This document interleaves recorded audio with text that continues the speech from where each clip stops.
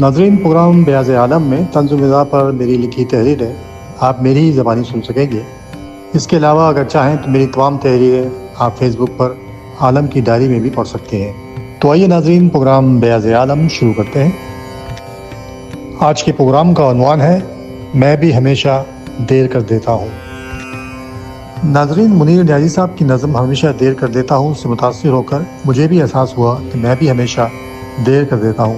تو اسی بحر میں سنیے کہ کہیں سے واپس آنا ہو، کہیں جانا ہو، رستے میں کسی کے ساتھ ٹھہرنا ہو، ساتھ کسی کے چلنا ہو، کسی کی خاطر پلٹنا ہو، کسی کی تعظیم میں کھڑے ہونا ہو، ہمیشہ دیر کر دیتا ہوں میں۔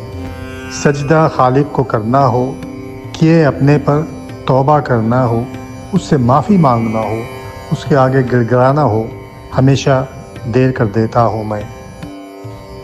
رشتوں کو نبھانا ہو، ہاتھ آگے بڑھانا ہو، کہیں چپ رہنا ہو، بڑھ کر گلے کسی کو لگانا ہو، ہمیشہ دیر کر دیتا ہوں میں۔ ہاتھ ماں کے چومنا ہو، پاؤں اس کے پکڑنے ہو، گلے اسے لگانا ہو، بات اس کی سننی ہو، ہمیشہ دیر کر دیتا ہوں میں۔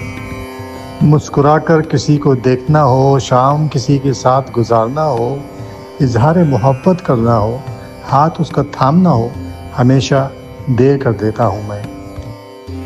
پلٹ کر کسی کو دیکھنا ہو، راستہ اسے دکھانا ہو، آنکھ کہیں نیچے کرنا ہو، کہیں سر جھکانا ہو، ہمیشہ دیر کر دیتا ہوں میں۔ سلام کسی کو کرنا ہو، صدا کہیں لگانی ہو، معاف کسی کو کرنا ہو، سچ کسی کو بتانا ہو، ہمیشہ دیر کر دیتا ہوں میں۔ معافی کسی سے مانگنی ہو، ادھار کسی کا لوٹانا ہو، خوشی پر کسی کی خوش ہونا ہو، غم میں کسی کے شریک ہونا ہو، کندھا کسی کو دینا ہو، ہمیشہ دیر کر دیتا ہوں میں۔